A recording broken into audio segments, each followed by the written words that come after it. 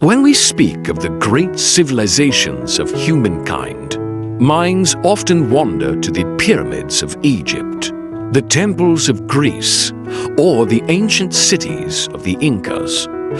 But there is one Eastern civilization, quiet, profound, and resilient through millennia, where every grain of soil, every flowing river, and every meal carries the soul of a people.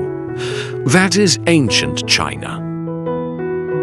More than 5,000 years ago, in the heart of this land, people not only learned how to till the earth and build empires, but also began to master the art of flavor, not merely eating to survive, but eating to feel, to remember, and to pass down culture through cuisine.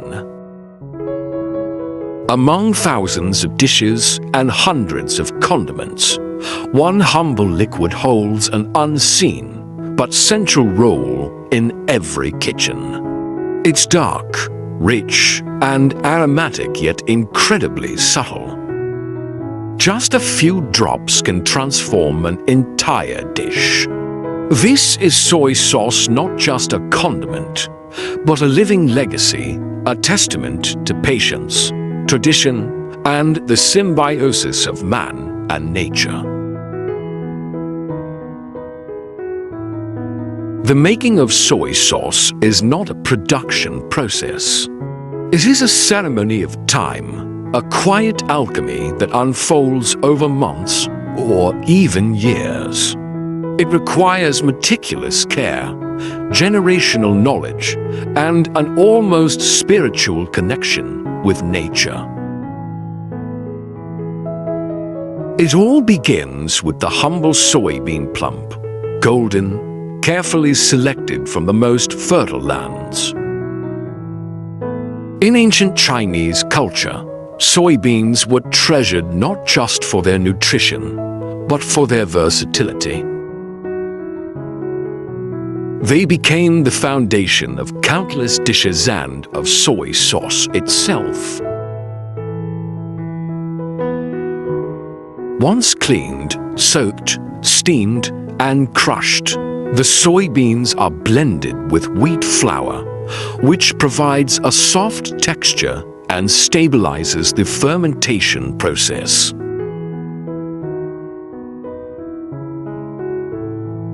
This mixture is placed into a precisely controlled environment where temperature and humidity are carefully monitored to awaken an invisible world, microorganisms.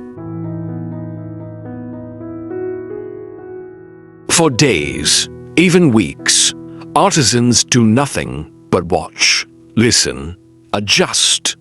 They wait for the first signs of life, a thin layer of mold slowly forming across the surface.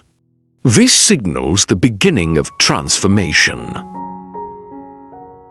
The mixture is then spread into shallow trays and sprayed with water, not simply to moisten, but to activate beneficial microbes. From this moment forward, the clock of fermentation starts ticking.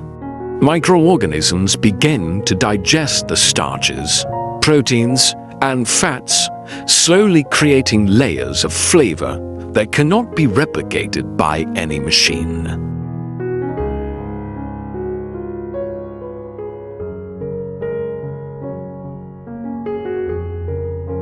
Then comes a sacred step, adding brine. But not just any salt water. Each region has its own guarded recipe, passed down like family heirlooms. Some use filtered seawater, others draw from mineral-rich wells. Every source creates a different microbial habitat and thus a different soy sauce. At this stage, a special fermentation starter is also added, made of finely cultivated mold and yeast strains. These microscopic allies help convert protein into amino acids, especially glutamic acid, which creates the famous umami flavor, that rich, savory taste that lingers on the tongue like a warm memory. Months pass, seasons may change. The soy mash continues to ferment, soaking up sunlight, breathing in air, transforming slowly, deeply. Every batch is unique. No two are ever alike. Only master artisans, those with a lifetime of instinct, can read the subtle signs and know when the brew is truly ready. Now comes the most delicate phase, extraction. The fermented mash is carefully pressed through layers of cloth using a traditional wooden press. This ancient process, known as namayage, extracts the raw soy sauce unrefined, rich, and aromatic. But even now, the journey isn't over.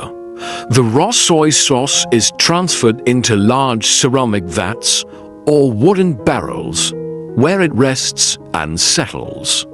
Over time, the flavors stabilize, the color deepens, and the aroma mellows. No preservatives, no additives. Time itself is the only filter.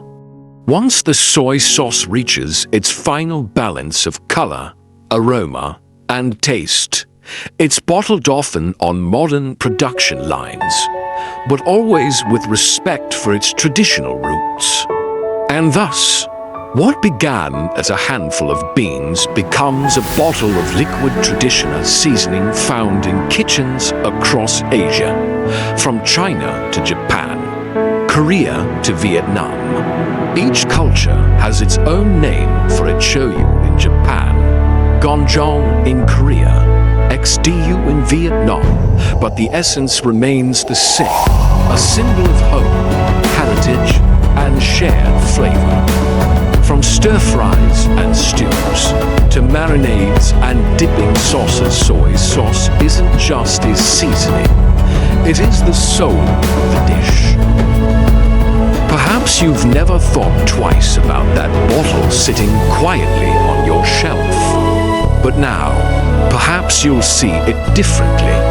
Each drop of soy sauce carries the weight of centuries of wisdom, the whispers of countless hands who shaped it, and the warmth of kitchens long past.